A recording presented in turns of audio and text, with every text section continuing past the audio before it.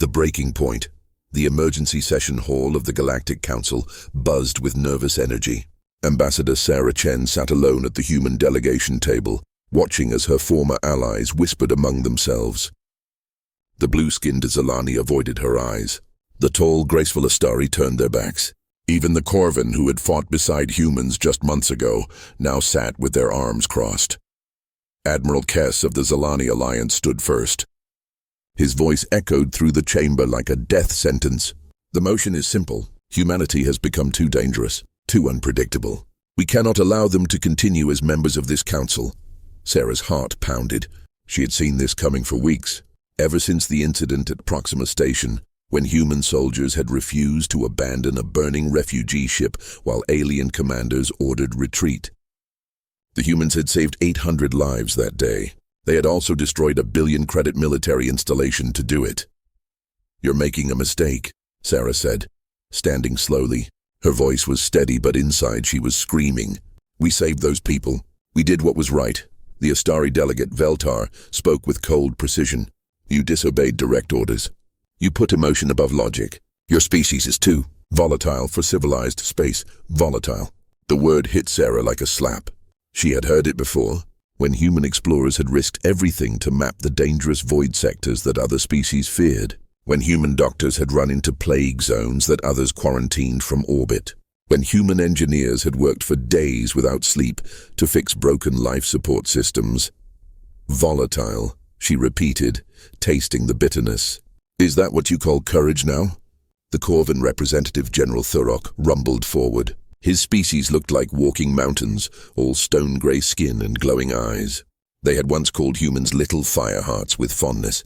Now his voice held only disappointment. "Courage without wisdom is recklessness," he said. "Your people cannot be controlled, cannot be predicted. In war, such traits are useful. In peace, they are dangerous." Sarah looked around the chamber. 47 species, hundreds of worlds, all turning their backs on humanity. The vote was already decided. She could see it in their faces. "Then let me ask you this," she said, her voice growing stronger. "When the scourge comes and our sensors show they're already moving through the outer rim, who will you call? Which of your predictable species will throw themselves into hopeless battles to buy you time? Which of your logical races will stay behind to hold the line while you retreat?" Silence. Deep, uncomfortable silence. The scourge. Even saying the name made the chamber feel colder. They were something from the dark between galaxies. Not quite alive, not quite machine. They consumed everything, planets, stars, civilizations. 3 years ago, they had appeared at the galaxy's edge. Every attempt at communication had failed. They simply devoured and moved on. "The scourge will be dealt with through proper military channels," Admiral Kess said, but his voice lacked conviction. "We have plans, strategies." "You have plans to run," Sarah shot back. "We've seen your strategies. Fall back to defensive positions. Evacuate non-essential worlds. Sacrifice the outer colonies to buy time for the core systems. How many billions will die while you follow proper channels?" She walked forward, past the human delegation table. Her footsteps echoed in the vast chamber. "You want to know what makes humans different? It's not that we're volatile or unpredictable. It's that we don't abandon people. We don't write off worlds as acceptable losses. When everyone else retreats, we advance. When everyone else surrenders, we fight." The council members shifted uncomfortably. Some looked ashamed, others angry, but none changed their position. "The vote has been called," the council speaker announced. "All in favor of Resolution 2847, the expulsion of humanity from the Galactic Council." Hands rose. Blue hands, grey hands, clawed appendages, tentacles. One by one, humanity's allies became its judges. 45 in favor, 2 abstentions, 0 opposed. The speaker's voice was hollow. "Humanity is hereby expelled from the Galactic Council. All military cooperation agreements are terminated. All trade partnerships are suspended. Human ships have 48 hours to vacate council space." Sarah stood there watching her world crumble. 200 years of human expansion into the galaxy. Countless friendships, partnerships, alliances, gone in a single vote. "Very well," she said finally. She straightened her shoulders, lifted her chin. "Humanity accepts your decision." She turned to leave, then paused. "But remember this moment. When the darkness comes and you're looking for someone to stand with you, remember that you sent us away. And when humanity stands alone against the storm, Remember that you chose this. The chamber doors slammed shut behind her with the finality of a tomb. As Sarah walked down the empty corridor, her comm device buzzed. A message from Earth, from President Martinez. "Sarah, how bad is it?" She stopped, looking out through the massive viewport at the star field beyond. Somewhere out there, the scourge was coming. Somewhere out there, her people waited for news. She typed back with steady fingers. "Pack everything, we can't afford to lose. We're going home." The die was cast. Humanity was alone. But maybe, Sarah thought as she watched the stars, that was exactly where they needed to be. The gathering storm. 6 months later, Admiral Marcus Torres stood on the bridge of the UES Defiant, humanity's newest and most advanced warship. Through the view screen he could see the massive construction yards orbiting Mars. Hundreds of ships in various stages of completion filled the space around the red planet like a metal. "Constellation, status report," he called. "Out. Shipyard 7 reports. The new destroyer class is ahead of schedule." His first officer, Commander Liu, announced. "Shipyard 12 has completed another carrier. Engineering says they've improved the armor plating by 30%. Torres nodded. In 6 months, humanity had accomplished what the Council said was impossible. They had united every nation on Earth, every colony world, every asteroid mining station had contributed to the war effort. The species that was too volatile for civilized space had become the most organized military force the galaxy had ever seen. His comm officer looked up with concern. "Admiral, we're receiving reports from the Sentinel network. The Scourge has taken the Kepler system." Torres felt ice in his veins. Kepler had been home to 3 billion souls. Humans, Alani, Astari, and a dozen other species living together in the outer colonies. Now it was gone. Any survivors? "No, sir. Complete planetary consumption. The automated beacons went silent 4 hours ago." Torres gripped the railing. Kepler was only 12 light years from the nearest Council world. The Scourge was accelerating, getting bolder. "Sir," communications called again. "Incoming transmission. It's from the Zalani homeworld." Torres straightened. "Put it through." Admiral Kess appeared on the main screen, his blue skin pale with fear. The proud warrior who had expelled humanity now looked broken. "Admiral Torres," Kess began, his voice barely steady. We need to talk. I'm listening," Torres replied coldly. "The Scourge hit our forward defense line 3 days ago. 18 ships, our most advanced fleet." Kess swallowed hard. "They lasted 11 minutes. 11 minutes. The Zalani had spent decades building that fleet. Torres had seen the specifications. Ships that could level continents, shields that could stop stars. 11 minutes. Our projections show they'll reach Zalani Prime in 2 weeks.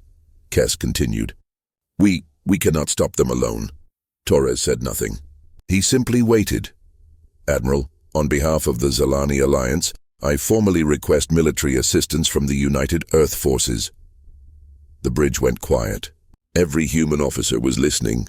This was the same alien who had called them too dangerous for civilized space, who had voted to expel them from the Council. "Interesting," Torres said finally. "I thought we were too volatile, too unpredictable." Kess winced. "Admiral, I know what was said. Do you?" Torres cut him off. "Do you really? Because 6 months ago you told us that emotion was weakness, that our refusal to abandon people made us unfit for your council. Now those same people you wrote off are begging us to save them."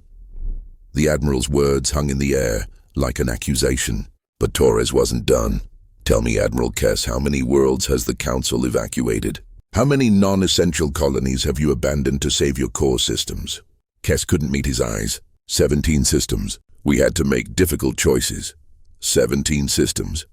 Torres let the numbers sink in. Hundreds of billions of people, written off as acceptable losses. "Tell me, Admiral, what makes those people less important than the ones on your homeworld?" "Nothing," Kess whispered.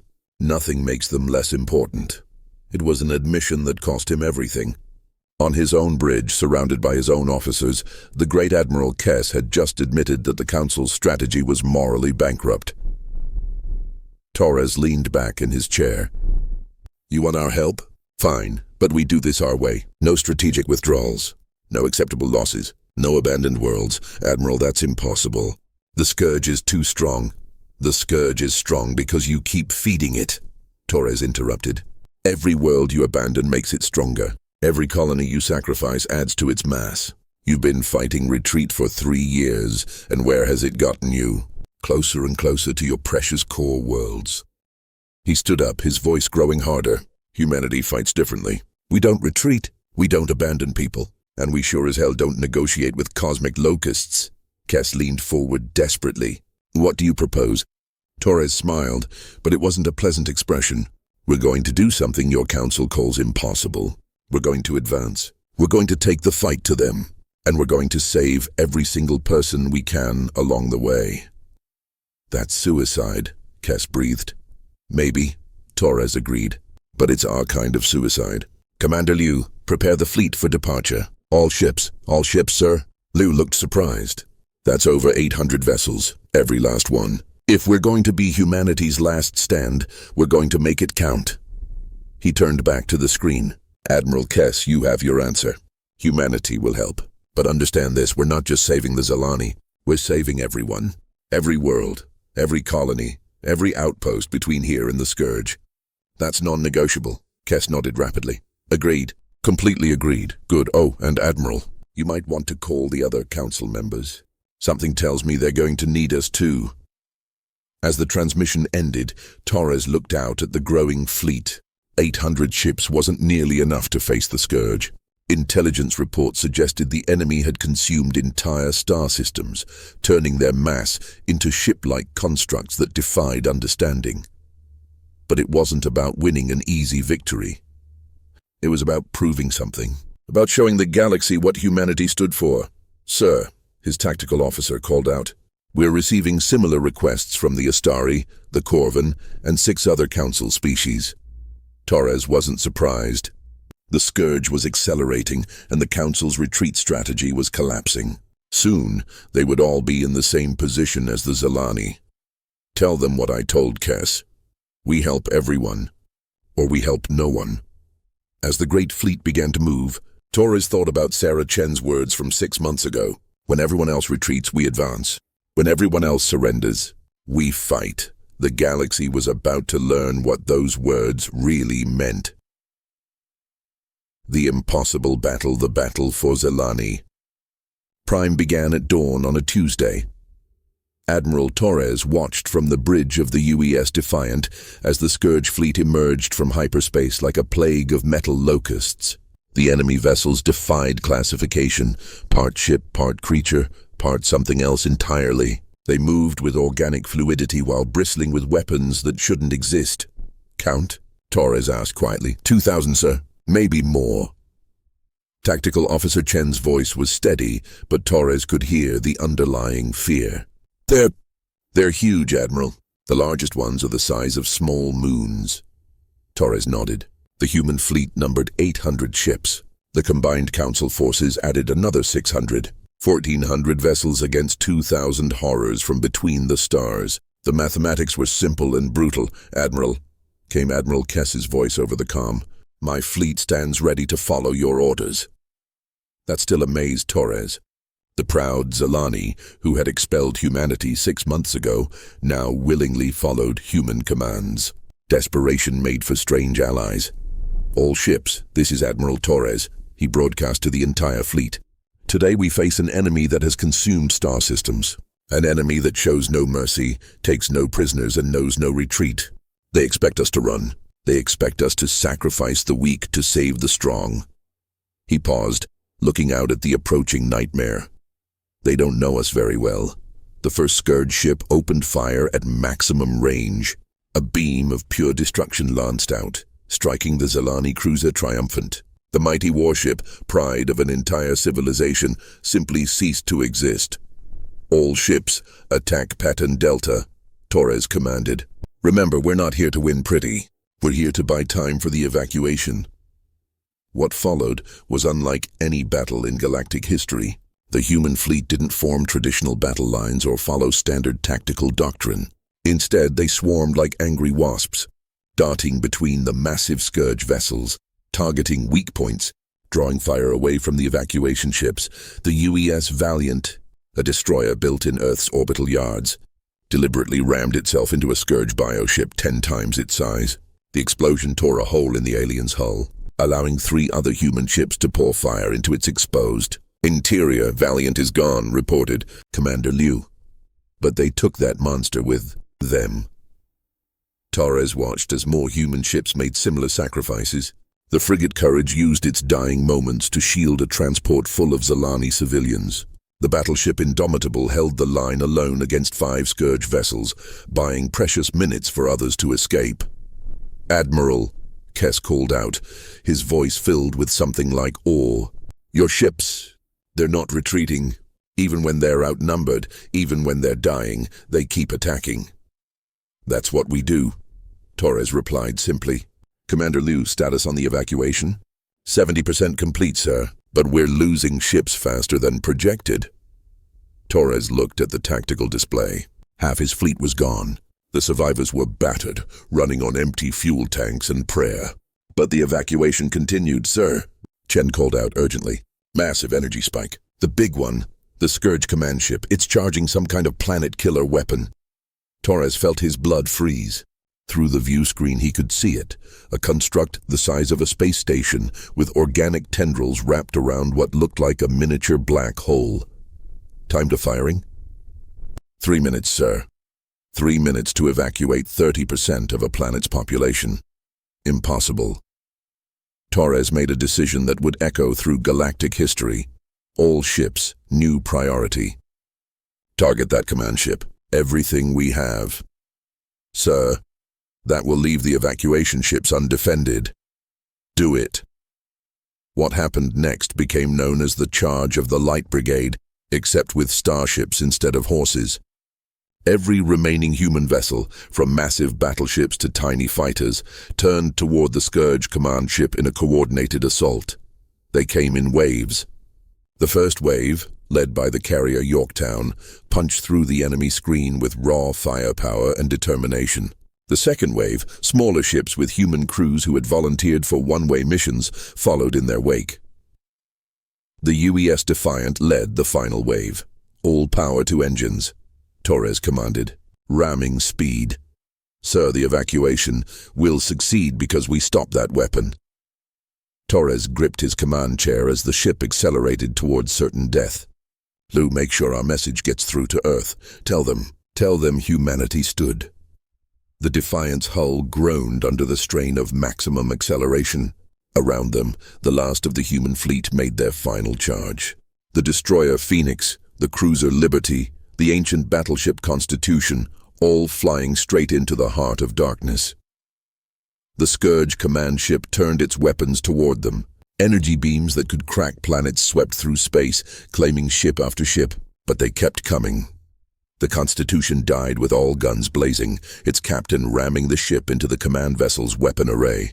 The Phoenix followed, punching through the alien hull with its armored prow. The Liberty's reactor overloaded just as it reached the enemy's core, creating a miniature sun in the depths of the bioship. And then it was just the Defiant, alone against the monster. "Hull breach on deck 7 through 12, Liu reported calmly. "Engine 2 is gone. Life support failing." "Keep us on course," Torres ordered. The view screen flickered, showing the organic surface of the Scourge ship growing larger. Torres could see individual weapon ports, pulsing biomechanical systems, things that might have been eyes. "Admiral," came an unexpected voice over the comm. It was Admiral Kess. "It has been an honor serving under your command." "Kess, what are you?" "The Zalani fleet is making its own charge, Admiral. You have shown us what it means to fight without retreat. We will not let you stand alone." Through the static and chaos, Torres heard other voices joining in. General Thurok of the Korvan. "The mountain people stand with humanity." Commander Veltar of the Astari. "Logic demands courage. We follow your example." One by one, every council species still in the fight turned their ships toward the Scourge command vessel. Ships that had been built for retreat and careful strategy now charged headlong into impossible odds, following humanity's example. The combined fleet struck like a meteor shower of pure determination. The Scourge command ship, designed to consume planets, shuddered under the assault. Its planet-killer weapon flickered, overloaded, died. Torres felt the Defiance hull beginning to come apart as they penetrated the enemy vessel. Through the bridge windows, he could see the alien interior, a nightmare of biomechanical systems and things that pulsed like organs. "Target their power core," he ordered, knowing it would be his last command. The Defiant's remaining weapons fired point-blank into the heart of the beast. The explosion that followed was visible from 3 star systems away. When the light faded, the Scourge command ship was gone. The planet-killer weapon was destroyed, and the evacuation of Zalani Prime was complete. Humanity had stood alone against the darkness, and in the end, they had not stood alone at all. The turning tide, 3 weeks after the Battle of Zalani Prime, Captain Sarah Chen, former ambassador, now military commander, stood in the ruins of Outpost Alpha on the edge of the Void sectors. The small research station had been humanity's first line of warning against the Scourge. Now it was their forward command post for the most audacious military operation in galactic history. "Status report. Colonel Martinez," she called to her second-in-command. "Ma'am, the fleet is assembled. 2,000 ships from 18 different species." Colonel Martinez still sounded amazed when he said it. The Zalani contributed their remaining battle fleet. The Corvan sent their mountain ships. Even the Ethereal Collective offered support vessels. Sarah nodded, looking at the tactical display. In 3 weeks, everything had changed. Admiral Torres' sacrifice at Zalani Prime had become a rallying cry across the galaxy. The footage of human ships charging alone into certain death, followed by alien vessels inspired by their courage, had spread to every civilized world. Suddenly, humanity's volatility didn't seem like weakness. It seemed like hope. "Any word from the Council?" Sarah asked. Martinez grimaced. "They're still debating. The emergency session has been going for 6 days now. Some want to formally reinstate humanity. Others argue we're still too unpredictable." "While they debate, people die," Sarah muttered. She had no patience for politics anymore, not after watching half the human fleet burn at Zalani Prime. "Captain," her communications officer called out. "Incoming transmission from the flagship. Redemption.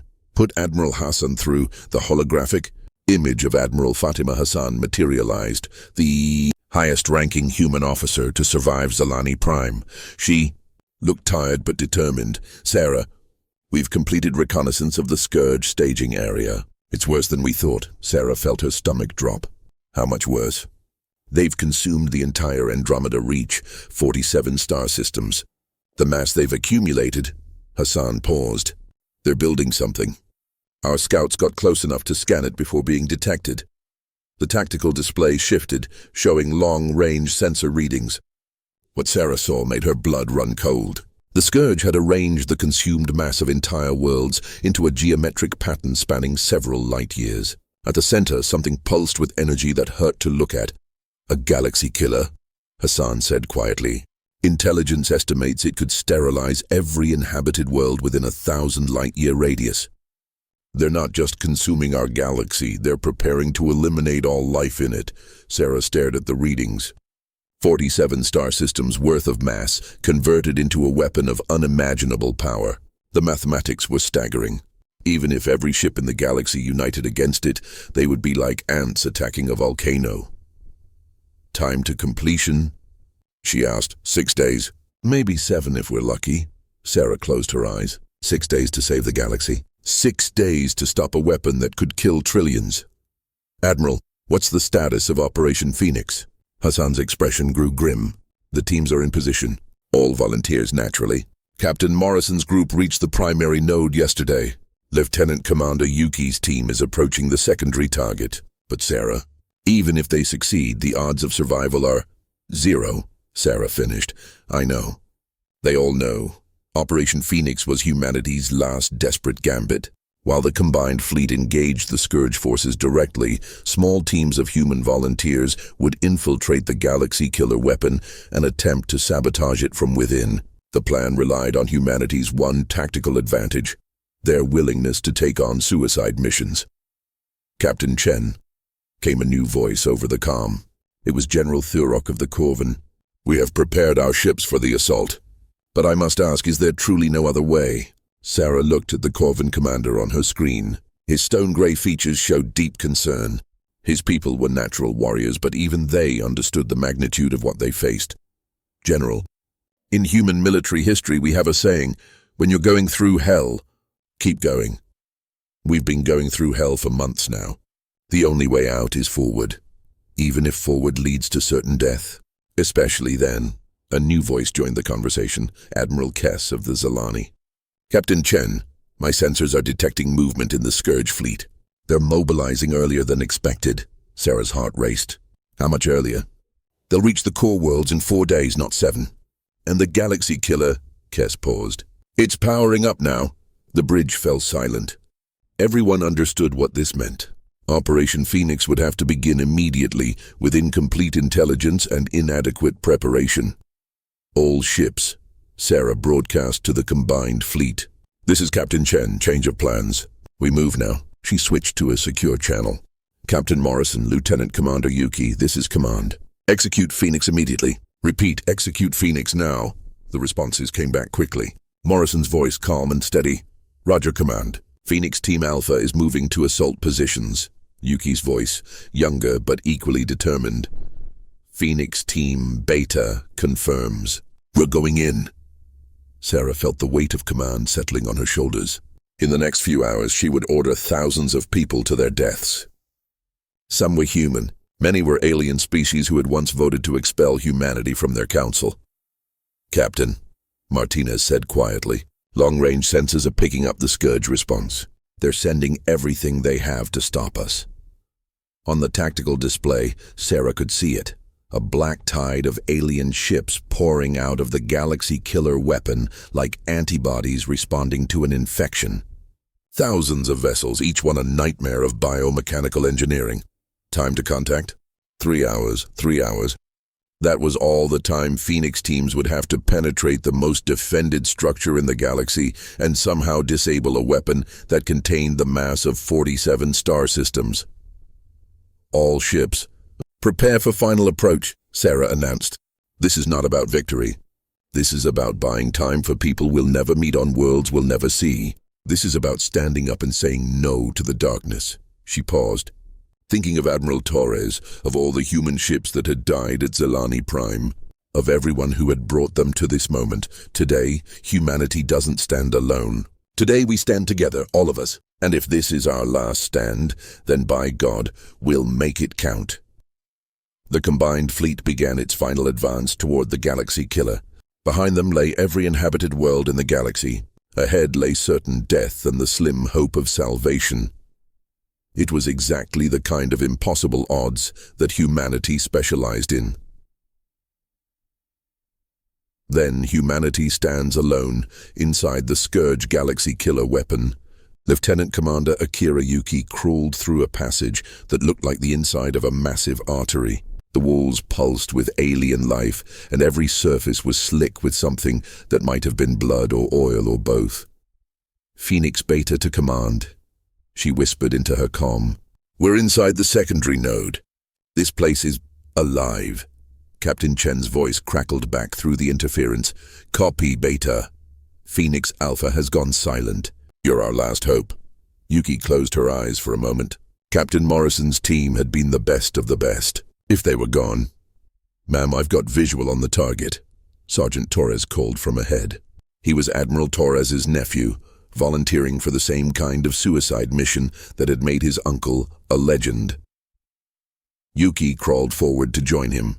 Through a membrane that served as a window, she could see into the weapon's core. It defied description, a swirling mass of dark energy contained within structures that had once been planets. She could recognize fragments, the twisted remains of cities, the metallic cores of worlds, all fused together into something that radiated power on a cosmic scale. The power conduit is there. She pointed to a massive biomechanical tube that pulsed with energy. If we can overload it, the whole weapon goes critical, Torres finished. Along with us. Along with us, she agreed. They had always known this was a one-way mission. The volunteers for Phoenix teams had been carefully screened. No married personnel, no parents, no one with family who would mourn their loss. Just soldiers willing to die for strangers. Beta team, prepare charges, Yuki ordered. As her team set up the nuclear explosives, Yuki's comm crackled with updates from the battle outside. The combined fleet was being systematically destroyed by the Scourge response force. Even with 18 species fighting together, they were outgunned and outnumbered. Command to Phoenix Beta, came Chen's voice. Fleet status is critical. We've lost 60% of our ships. Whatever you're going to do, do it fast. Yuki looked at her team. 5 humans alone inside an alien nightmare, carrying the hopes of an entire galaxy. It should have been terrifying. Instead, she felt oddly calm. Charges set, reported Corporal Kim. Timer shows 30 seconds to detonation. All teams, fall back to minimum safe distance, Yuki ordered, knowing there was no safe distance from what was coming. As they retreated through the pulsing corridors, Yuki's mind wandered to her childhood on Mars. She remembered looking up at the stars and dreaming of adventure. She had gotten her wish, though not quite in the way she had imagined. Beta team to command, she called as they reached what might charitably be called cover. Charges armed. Detonation in 15 seconds. Copy, Beta. It has been an honor serving with you. Yuki smiled. The honor was ours, ma'am. Tell Earth. Tell them we stood. The explosion that followed could be seen from 3 galaxies away. The secondary node of the galaxy killer weapon erupted in a chain reaction that tore through the entire structure. 47 star systems worth of converted mass began to collapse in on itself, creating gravitational distortions that warped space-time. On the bridge of the Redemption, Captain Chen watched as the impossible weapon died. The massive Scourge fleet, caught in the gravitational collapse, was being pulled into the expanding disaster zone. All ships, emergency retreat, she ordered. Maximum speed now! But even as the combined fleet fled, Chen knew they had won more than just this battle. Across the galaxy, the news was spreading. Humanity had done it again. When faced with impossible odds, they had found a way. The aftermath was swift. The Scourge, deprived of their galaxy killer and with their main fleet destroyed, began a retreat toward the galactic edge. They were still dangerous, but no longer an existential threat. 3 months later, Sarah Chen stood once again in the Galactic Council chambers. But this time the atmosphere was completely different. The same aliens who had voted to expel humanity now rose to their feet as she entered. Admiral Kess approached her first. Ambassador Chen, he said formally, on behalf of the Zalani Alliance, I offer our deepest apologies. We were wrong about humanity. We were wrong about everything. One by one, the other species offered similar apologies. The Astari spoke of humanity's logical courage. The Corvan praised their mountain-strong hearts. Even the aloof ethereal collective acknowledged humanity's transcendent sacrifice, but it was the council speaker's words that mattered most. Ambassador Chen, the speaker announced, by unanimous vote of all 47 member species, humanity is not only reinstated to the Galactic Council. You are offered the position of first speaker, Supreme Military Commander of all Council forces. Sarah looked around the chamber. The same room where humanity had been expelled now offered them leadership of the entire galaxy. I accept, she said simply, but on one condition. The chamber held its breath. Never again do we abandon anyone. Never again do we write off worlds as acceptable losses. Never again do we retreat and leave people behind. When the next crisis comes, and it will come, we stand together. All of us. The vote was unanimous. As Sarah took the first speaker's podium, she thought about Admiral Torres, about Lieutenant Commander Yuki, about all the humans who had died to bring them to this moment. They had stood alone against the darkness, and in the end, they had proven that sometimes, standing alone is exactly what the galaxy needs. The inscription they carved above the new memorial read, simply, when every ally walked away, humanity said, then humanity stands alone. And in standing alone, they saved us all. But Sarah knew the real lesson was different. Humanity had stood alone at first, yes, but by the end, they had reminded the galaxy what it meant to stand together, and that, she thought, was the most human thing of all. The end.